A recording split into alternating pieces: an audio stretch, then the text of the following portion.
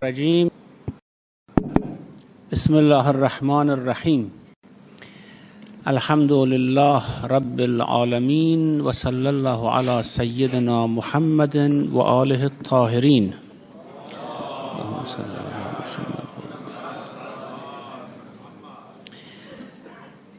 The term irfan is from ma'rifah, and ma'rifah is an insightful sort of knowledge, a knowledge which is somehow different from the type of knowledge that we have in our experience of the daily life. Something which they call al-ilm al-huduri, to have God or the subject of ma'rifah, that thing which we want to know in this way, to have it present in your heart and mind rather than knowing about it. This is the meaning of ma'rifah. Now, we can have this ma'rifah towards different things. For example, ma'rifah of our own self, ma'rifah of the creation, insightful knowledge, not the knowledge which is usually gained by science and these things. However, the highest of ma'rifah is ma'rifatullah. This is what, of course, what all urafa, all mystics are after, apparently, because there are some mystics and urafa who are satisfied with very little. For example, to get a karama, to get some power, and these things, this, from the old time, this has not been the aim of irfan. For example, to gain some power to tell about the future or the past, or what people do in their privates. This is what some people have liked to do, and the urafa has, the true urafa, those who are after ma'rifatullah, they have warned us very vehemently that never seek these things by irfan. This is even worse than the shirk of ordinary people, because irfan is when you want to seek Allah, not power, not empowering your soul, not having knowledge of different things. I know people, I've talked about them before, they aren't urafa, but they have these powers. They have the power of knowing the future, knowing the past, telling you what is happening in your house. They are not urafa. Allah has given them this power, and some people acquire this power by some sort of self-mortification, by some sort of riyada, so to speak. Those people who are after these powers, we do not call them arif. Whatever their name is, they are not arif. The urafa, since the beginning, since all time, they have set a target, have defined their aim, their destination, and that is to arrive at ma'rifatullah. Now, Amirul Mu'mineen, peace be on him,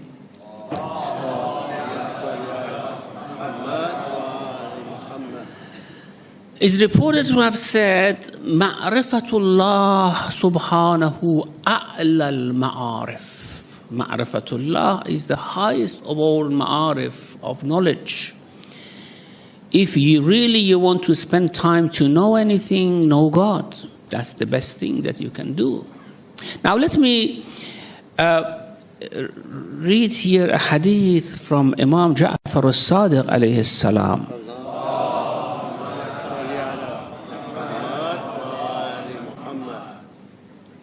لو يعلم الناس ما في فضل معرفة الله عز وجل ما مدوا أعينهم إلى ما متع الله به الأعداء من زهرة الحياة الدنيا. If people knew the merit of ma'rifatullah, what lies in this ma'rifah of Allah, how pleasurable it is to have this ma'rifah, and how perfecting, how promoting this ma'rifah is, they would not have extended their gaze on what Allah has given to His enemies.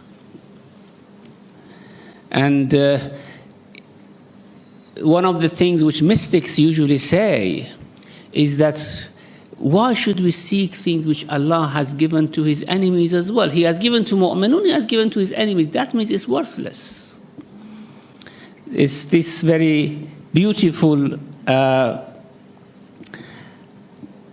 statement reported from Rabi'atul Adawiyya, who was one of the female mystics of the early centuries. It is reported that she has said, "My Lord, whatever you have in mind to give me in this world, or whatever you have decreed, ordained to give me in this world, give it to your enemies. Whatever you have determined to give me in paradise, give it to your friends. What I want is only you, is your ma'rifah." So this is the attitude that mystics usually have, the destination they have set for themselves. And then, of course, the hadith is very long. At the end, the Imam alayhi salam says, "Inna ma'rifat Allah azza wa jal unsun min kull wahsha." Ma'rifatullah is an intimate companion from every horror and desolation.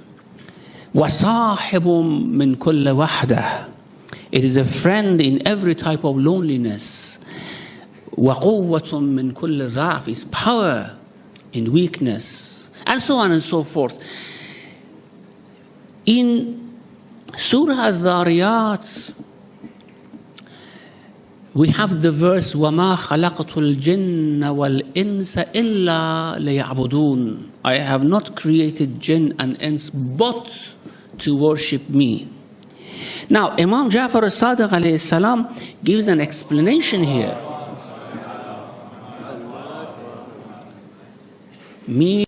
He says, أي ليعرفون.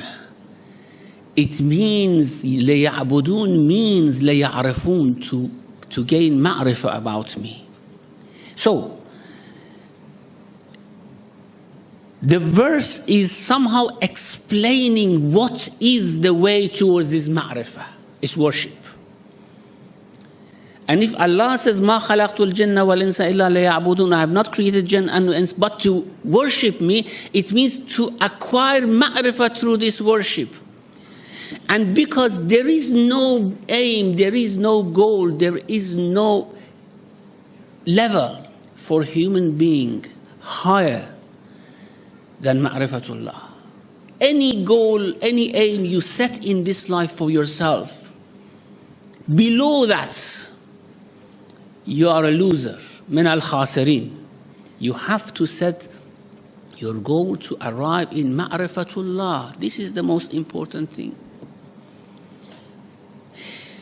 The question is, this is, of course, the crux of the matter is, how can we arrive at this ma'rifatullah? What is the way? What is the technique? What are the means to arrive at this ma'rifah? Now here, of course, people have been somehow perplexed. The Quran tells us, لَيَعْبُدُونَ, the Imam tells us, أَيْ لَيَعْرِفُونَ, that means the way to ma'rifah is worship. There is no other way. If you want to find this in shortcut, by, say, for example, self-mortification, by rahbaniyah, as the Christians wanted to do, don't underestimate these Christian monks and nuns who dedicated all their lives for ma'rifatullah. What did they achieve? Of course, Allah says, وَرَحْبَانِيَّةً ابْتَدَعُوهَا مَا كَتَبْنَاهَا عَلَيْهِمْ إِلَّا ابْتِغَاءَ رِضْوَانِ اللَّهِ فَمَا رَأَوْهَا حَقَّ رِعَايَتِهَا. They did not observe the limits. Now, therefore, worship is the way. There are limits to this. Some people have chosen the people whom we call them mystics to dedicate whole their lives to find this ma'rifah quicker than others. And I will tell you what were the methods for that. But those who wanted to go steady, those who found out that there is no quick way for this, there's no shortcut here. This is a lifelong venture. Allah gives you life so that during this long period, you, by worshipping Him, attain that ma'rifah. Now, those of us who are in front of ma'rifah, the Prophet has shown us the way. Those of us who are not in front of this ma'rifah, but we want paradise, we want Jannah, the Prophet has shown that way to us. And everyone gets what they deserve. Those who attain ma'rifatullah in this world, they would not get to that level of paradise which ordinary people would get. But still people will prosper if they follow the Prophet. قُلْ إِن كُنْتُمْ تُحِبُّونَ اللَّهَ فَاتَّبِعُونِ. If you love God, follow me. If you want to do more, there is some khalwa for that. You need isolation. You need to isolate yourself somehow from others, to ponder, to think, to meditate, to do dhikr. This is the way for ma'rifatullah. There is no ma'rifatullah without dhikr. But let me tell you the limits, so that Allah would not criticize you the way He criticized the Christians, saying, فَمَا رَأَوْهَا حَقَّ رَآيَتَهَا. They did not observe it the way they had to observe it. They did not observe the limits. You want khalwa, you want isolation, wake up 2 hours before dawn. Come privately, intimately, talk to me. You want khalwa, you want isolation, I have ordained for you i'tikaf. And I have not set any limit for it. From 3 days to whatever time you want in a mosque, you fast and you do i'tikaf. You want more than this. You want something even more. Okay, there are lots of mustahabbat you can do. You have to purify your heart. You have to be forgiving. You have to be soft. You have to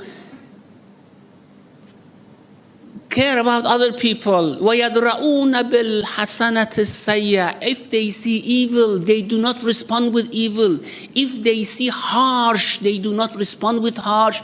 يَدْرَؤُونَ بِالْحَسَنَةِ السَّيِّئَةِ. With goodness, they drive away evil. These are extras. Now, you want to go out of your way, even to go beyond this, then I warn you, this is a dangerous way. This is a dangerous way. Now, this is the path. The path that A'imma alayhimus salam laid down for us is very clear. Very clear. They did not advise anything beyond what I just mentioned. In Sunni schools, of course, they had their own methods and techniques because, of course, they didn't have the imams to guide them. They have techniques that gave them some power to somehow go beyond the surface of this world and find some sort of ma'rifah. Of course, when you find some ma'rifah, you don't say ma'rifah of what? Ma'rifatullah, is it ma'rifatullah? Is it ma'rifatul malaika? Is it the other world is a very strange world. when you somehow, your soul, your heart moves on beyond this world, you are faced with a really, really unfamiliar world. You don't know what you see. You don't know what you feel. That is why in the Sunni world, they said you never go this path without a sheikh. You should have a sheikh. Because this is not a world that you can go it on your own, go it alone. The sheikh should tell you the experiences that you have. What is it? They have to explain it for you. What type of experience is it? It is famous that one of the great mystics, Bayazid or Junaid, I don't remember now, he was making a wudu. Of course, I don't know whether these myths are correct or not, but it's written in books. Making wudu, but there's a point, whether it's true story or wrong story, there's a point here that the mystics have tried to convey to us. He was making a wudu, and one of his students suddenly went to sajda and said, Subhana Rabbi al-A'la. And Junaid said, what has happened? He said, I saw the light of Allah. Junaid said, you poor man, this was the light of my wudu you saw. Because al-wudu nur, wudu is light. You saw that. They say if you go this path without a sheikh, without a peer, without a leader, without a teacher, as Hafiz says, Sayr in marhale bi hamrahi khazr makun, this is one of the famous poems of Hafiz. Do not go through this stage without khazr accompanying you. Because it's darkness, things that you cannot explain. Things that you cannot explain brings me to one other concept. Mystical experiences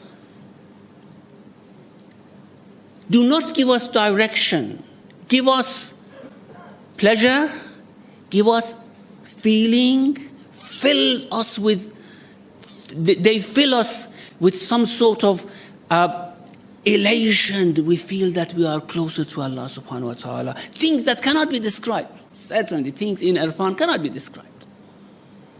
However, have you ever seen a Christian mystic? Well, mysticism is not something about Islam. It's in every religion. This is something which is born with human being. From the time of Adam alayhi salam, his children, they had these, some of them had these mystical inclination. Have you ever heard or seen a Christian mystic to become Muslim? Or to say that Jesus is not Son of God? Have you ever seen a Hindu mystic who have very, very strong experiences of the beyond? Have you ever seen them to say that now we have reached at monotheism, we do not have shirk, we do not worship idols anymore? There may have been a few, but it's not a trend. Why? Because these experiences do not give you direction. You need theology to explain for you the attributes of God. Even if you reach that fana, still you need theology. Still you need prophets to tell you what is this. You cannot, if you reach the highest level of irfan, you cannot say what is najas, what is tahir. You need fiqh.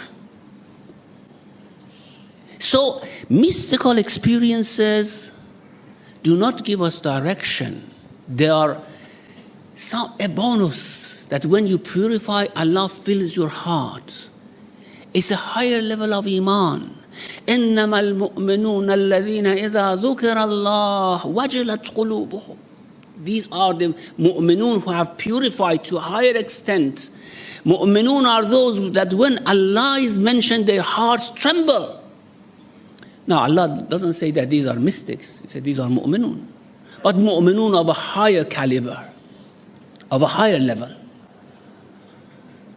So, if this is the case,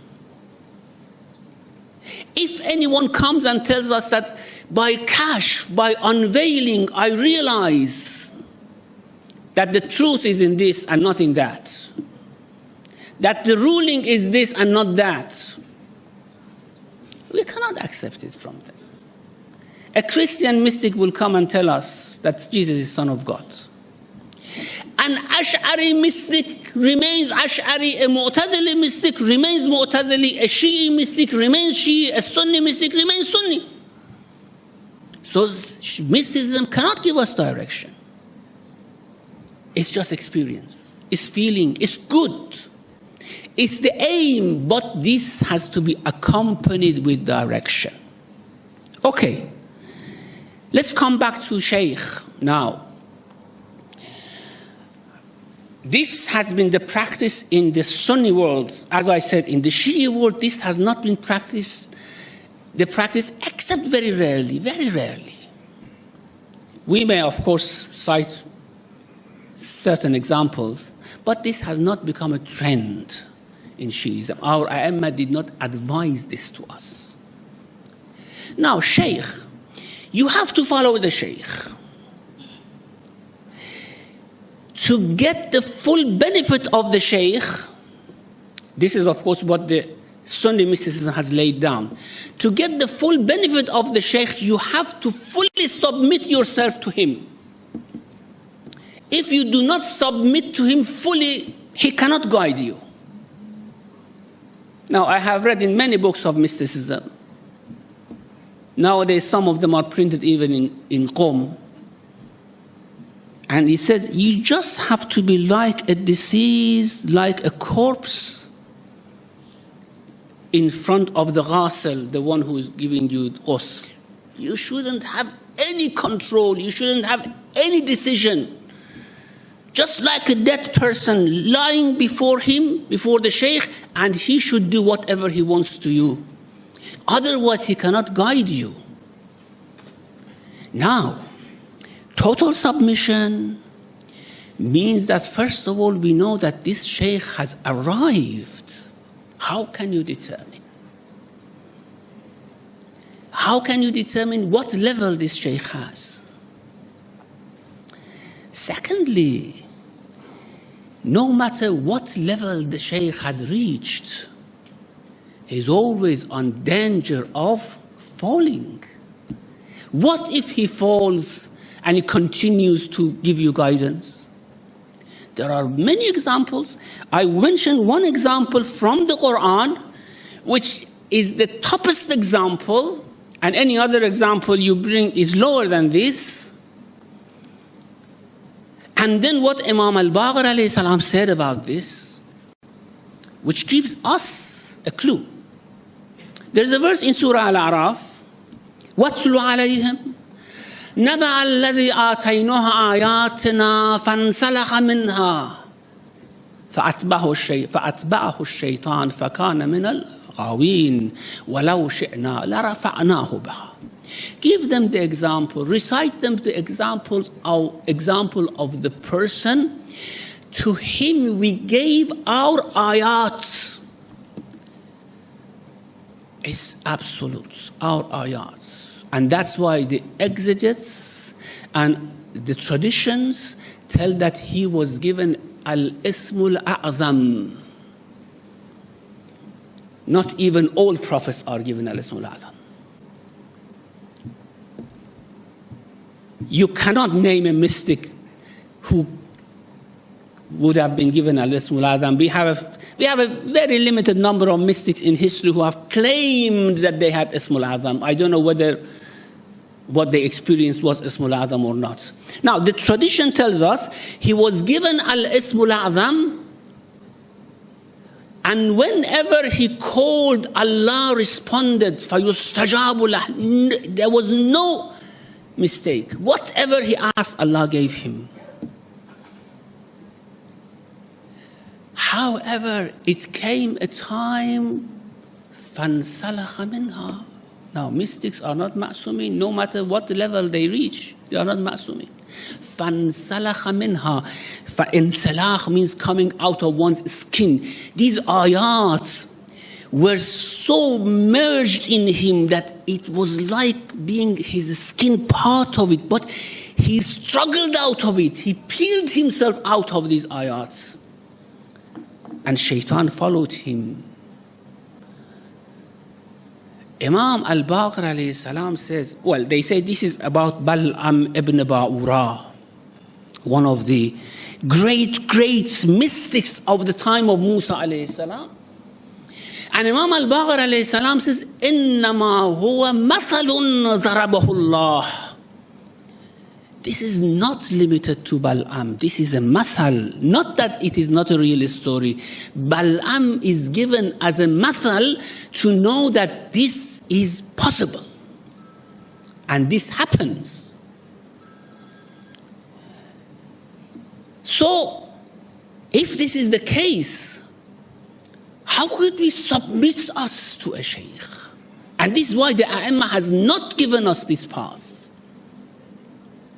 And mind you, most of the deviation in Shi'i faith has come through mystics who chose to go a path different from the path of A'immah alayhimus salam. Dughulat, all of them were mystics with powers, with karamat. Abu al-Khattab Muhammad ibn Abi Zaynab, who was cursed by Imam al-Sadiq alayhi salam. Ibn Baba, who was cursed by Imam al-Hadi alayhi salam. They were all of them had karamat. Babism, Bahaism, Shaykhism, these horrendous faiths which now have degenerated into secularism, they were all initiated by mystics. Now, is seeking ma'rifatullah bad? No, of course, that's our aim. We have to seek ma'rifatullah. But we to set limits. We should not surrender our rational understanding, our judgment. As the Sufi, let's see what Sufism in the Sunni world has become because they have chosen this method. Qadiriyya, Naqshbandiyya, other firqas, other tariqas, they have degenerated. Look what this Ni'matullahi Sufism in Iran has become. It has degenerated into the vilest and the most despicable sort of practice that one can imagine among the leaders. Why? Because there was a big sheikh. That big sheikh was very good. Then he passed away. He had a successor. The successor was his son or his cousin or someone else. He claimed, I have the same powers, I have the same. And this silsila came down, degenerating into something which now we can see. Alhamdulillah, our A'immah guided us that you should not follow this path. You want irfan? We tell you the way. This is the way. Use your mind, your aql. Seek any teacher. Of course, teachers will help. Certainly teachers will help. There are things we don't know how to do, teachers will tell us. But do not resign in your understanding and rational thinking and submit completely to someone. This is اتبعوا ما أنزل إليكم من ربكم ولا تتبعوا من دونه أولياء. Do not take any wali except Allah. And Allah and anyone who is, of course, on his path. If the shaykh is on path of Allah, if our understanding tells us, we follow. If one day our understanding says, no, okay, we don't follow. Why prejudice? So, I'm coming to the end of my time. Now, I want to say, if I'm allowed, if you are seeking this path of irfan, I have already expressed to you my disapproval of following a sheikh. You know this. And there is nothing hidden here, okay? But if you have chosen this, that's fine. There's no problem. However, as far as I know, as far as my little knowledge tells me, irfan is not sought by ostentation, by distinguishing oneself from people, by behaving in a way that people feel that you are separate from us. This is one thing. Secondly, irfan is something which brings sakina to the heart. هو الذي أنزل السكينة في قلوب المؤمنين ليزدادوا إيمانا مع إيمانهم. He brings sakina to the hearts, tranquility, so that they increase their faith. That's faith is irfan. If you increase faith, you have increased your ma'rifatullah. So irfan is accompanied with sakina and tranquility. Irfan is accompanied with distinguished, not with distinguished dress, in my view. What you are doing is your business, but with distinguished behavior, with distinguished character. وَيَدْرَؤُونَ, as we have in Surah Al-Ra'd, وَالَّذِينَ صَبَرُوا ابْتِغَاءَ وَجْهِ رَبِّهِمْ. Those who have sabr, whatever comes on their way, they have sabr. ابْتِغَاءَ وَجْهِ رَبِّهِمْ, for the face of their Lord. وَأَقَامُوا الصَّلَاةَ وَأَنْفَقُوا مِمَّا رَزَقْنَاهُمْ سِرًّا وَعَلَانِيَةً وَيَدْرَؤُونَ بِالْحَسَنَةِ السَّيِّئَةِ. They drive evil with good, not with evil. Not harshness with harshness. And inshallah, Allah will forgive all of us and will make us to achieve what all of us inshallah want, and that is ma'rifatullah. Wa sallallahu ala Muhammadin wa alihi.